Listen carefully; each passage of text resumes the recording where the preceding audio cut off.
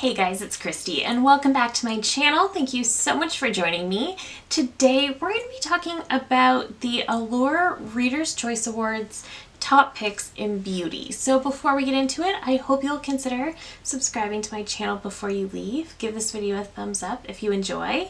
And let's get into it. So I actually really prefer reading through the Reader's Choice as opposed to the editors. I just find that the readers are more what the everyday person is using. So I thought this would be really fun to go through the list and chat about the products that I've tried and whether or not I'm surprised to see them here. The first product I'm seeing is the Laneige Lip Sleeping Mask. This actually is a really great sleeping mask.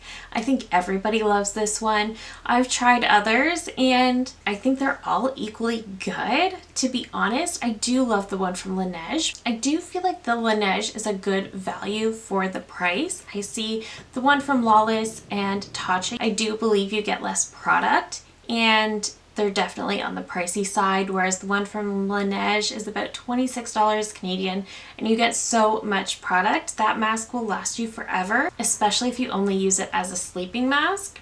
But I do think that is a really nice one. They have such a range of shades and I definitely do think it hydrates the lips so beautifully. Sometimes I'll wake up the next morning and I'll still have a little bit of it on if I use too much. But I really do think it's a wonderful sleeping mask. So I am not at all surprised to see this one on the list. All right, from Tatcha, I'm seeing the water cream. And I've tried this one, but I have dry skin, so I definitely prefer the dewy skin cream. The water cream is not nearly heavy enough or hydrating enough for my dry skin. I think the water cream is going to be better for somebody with oilier skin or maybe even normal skin, but for dry skin, it's not a favorite. However, I do think Tatcha makes incredible skincare products. Again, really love the dewy skin cream. That's one of my all-time favorite moisturizers. So I'm kind of surprised that the water cream is the one that wins out. I would have thought it would be the dewy just because I feel like it does so much more. But overall, I'm not really surprised to see Tatcha on this list. For facial serum, they have the Glow Recipe Watermelon Glow Niacinamide Dewdrops. I actually do have this one here. This one I don't necessarily use as part of my skincare routine. I sometimes use it as a primer. I think it's a really beautiful glowy base. I'm not always going for that super intense glow, so I don't always reach for this, but I do think it has a beautiful effect under foundation. I don't know that I would repurchase this. I think I would stick with my e.l.f. Halo Glow. The Merit Great Skin Serum is similar. The Merit doesn't really give you that glass skin effect, but the Merit still looks really nice under makeup. So I don't know that I would repurchase this, but I do think it's a beautiful product, particularly if you love glowy skin, if you have dry skin. This looks really nice. And for exfoliant, the Paula's Choice Skin Perfecting 2% BHA Liquid Exfoliant was the winner, and this one I do understand. I'm actually using this right now. I love this exfoliant. It's a really interesting product because you're supposed to pat it all over the skin and then continue on with your routine. You don't rinse it off or anything like that, which I do think is interesting. It does have a slight tingle to it, but as you add your other skincare products, that goes away. I would never pair this on the same night with a retinol or another active like that.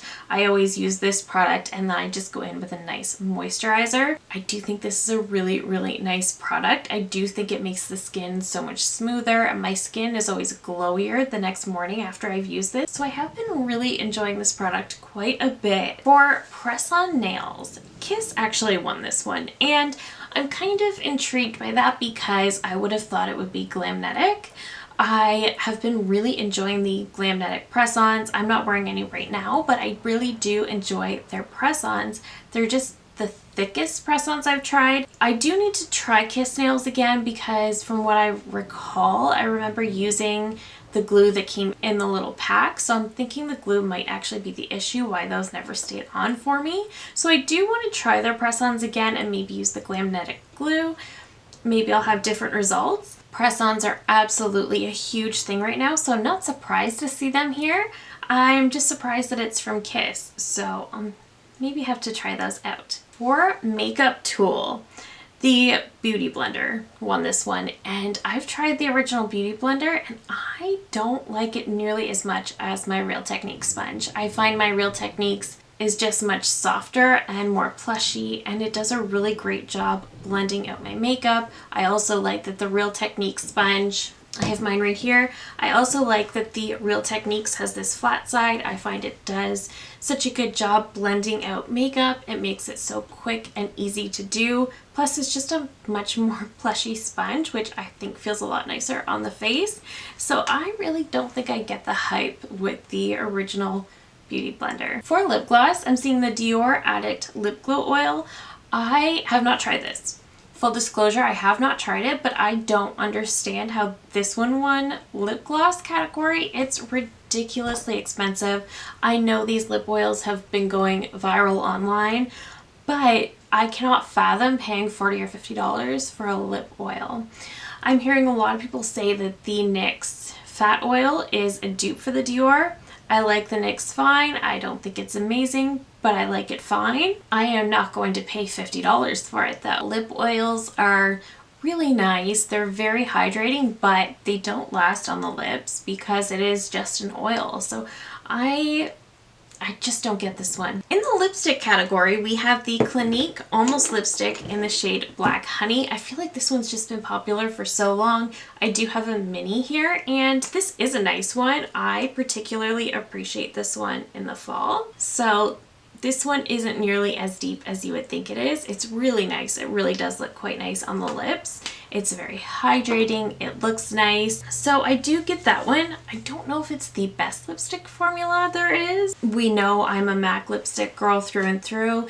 The Merit lipsticks are also amazing. I kind of would have thought the Merit lipsticks, honestly, would have taken that one. There's just so many wonderful brands. I don't know if I understand why Black Honey is the top. I think it's a great one. I just don't know that I get the magic that everybody else seems to. Okay, for mascara, the Maybelline New York Lash Sensational Sky High Mascara. That is actually a good one. It is incredibly lengthening, so I do understand that. I've used one up already. I think it's nice. The price point's great. It isn't much for volume, I will say that. So if you are somebody who really enjoys volume, I wouldn't recommend grabbing that one. It is wonderful for length. It reminds me a lot of the Benefit Bad Gal Bang mascara. The wands are very similar, so I would just say that. For brows, they have the Benefit Gimme Brow, and I do have mine here. This one is in the shade 3.5, and this is a really nice one. This is one of my favorite kind of cheater brow products because I love when I have a gel and color all in one. This one is so nice, especially on a no makeup day, but pretty much anytime, just to brush in the brows. It kind of gives them some extra fullness while also just sort of setting them down.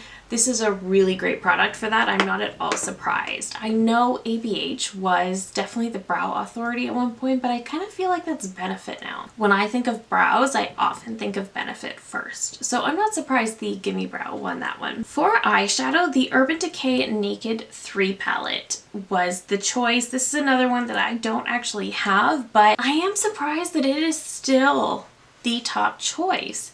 I would have thought it could have been any of the newer neutral palettes that are out, maybe the Natasha Denona Biba palette or something from Tarte, or even the Makeup by Mario Master Mattes that is incredibly popular as well. I am surprised to see the Naked 3 palette here. I wasn't fully expecting that. I kind of thought that everybody was sort of done with the Urban Decay palettes, but maybe that's just me. For blush, the Rare Beauty Soft Pinch Liquid Blushes. Everybody and their grandma loves these. I have not tried them, but I don't typically like liquid blushes much, but everyone still recommends them to me, so I'm having a hard time kind of staving that off. I might end up getting a mini during the holidays, but I don't know. That's a big we'll see kind of moment. I don't know if I'm into that at all, but we will see. For bronzer, the Benefit Hoola Bronzer is still the top choice. Yeah, I mean, that's kind of just like an old classic at this point. It's not the most popular bronzer these days. I didn't think, but I still hear people talk about it. It's been around for years and years and years. It's such a go-to for so many people. So I'm really not surprised. I feel like some people who are just like very basic with their makeup, you know, one product in each category and they're good to go, this is what they would pick just because it's such a well-known bronzer. So I'm really not surprised to see that one here. For concealer, we have the NARS Radiant Creamy Concealer. I'm not even a little bit surprised that that's the number one. This one has been around for almost like 10 years at this point. It is still a bestseller at Sephora. People still talk about it. People still use it all the time. So I'm really not surprised to see that one. I really do enjoy that concealer as well. I used mine up last year, but it really is a really beautiful hydrating formula. So I can totally see why people love this one. It's very long wearing. It looks really nice under the eyes. It's a very nice concealer. So I totally get why people are into this one still. For foundation, I was a little bit surprised. This is from Fenty Beauty. This is the Pro Filter Soft Matte Longwear Foundation. I was kind of surprised about this one because I don't hear anybody talk about it. I have mine in the shade 120 and I need to dig this one out and use it again. It's been sitting in my drawer for a little bit, but I remember really enjoying this one. And for somebody who doesn't typically love more matte foundation, I am surprised that I like this, but this is a really nice foundation. It does wear very well on the skin. It's not too dry, unlike a lot of other matte foundations. This one actually does perform very well. So I do want to bring this one out and wear it a little bit more again so I can kind of refamiliarize myself with it. I'm surprised that a lot of people that this won because I really don't hear anybody else talk about it, but it definitely makes me want to dig this one out. Under breakthroughs, they also have the Shark Flex Style. I love my Shark Flex Style so much.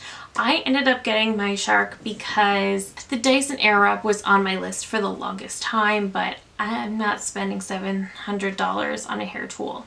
So the Shark Flex Style came out and at half the price. So I did pick that up and I have been using it since about Christmas.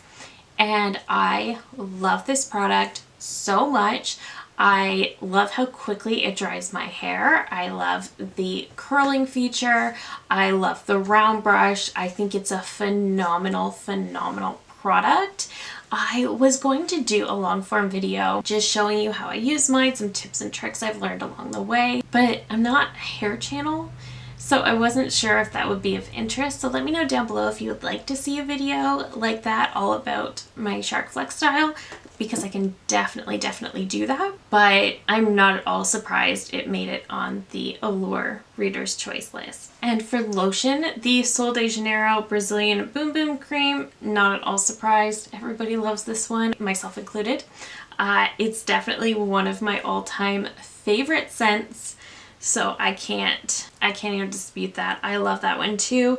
For fragrance, the Ariana Grande Cloud, again, that's another one that everybody owns, everybody wears. I really do like it. It really is a very, in my opinion, it's just a very soft scent. It's not one that ever smells too strong or like you're wearing a ton of perfume. It's just a very soft, warm, cozy scent. I really do understand that one. I love it. And for facial cleanser, I am seeing the Youth to the People Superfood Cleanser. I'm actually using that one right now and I do quite like it. I think it's really nice. However, I'm not sure that it's so much more special than my Neutrogena or my CeraVe or my Cetaphil, the drugstore cleansers that just get it done. I do love that it comes in a glass jar and a pump and it's so nice, but when I run out of it, that just makes me want to go buy my favorite one from the drugstore and then fill it up in that bottle. I don't think that it's as worth the price point. I just don't think cleansers are worth the splurge. I think products with more actives, retinols, things like that are worth the splurge, whereas things like cleansers maybe aren't. But that is it. Those are the products on the Allure Reader's Choice Awards that I've either tested and tried for myself or otherwise just have an opinion on. But let me know down below if you agreed with any of these choices. Were you surprised by any of them? Let me know down below. I love hearing from you guys so much. If you're new here, I hope you'll consider subscribing to my channel before you leave. I do upload at least 3 new videos every single week. Thank you again so very much for watching, and I will see you in my next one. Bye!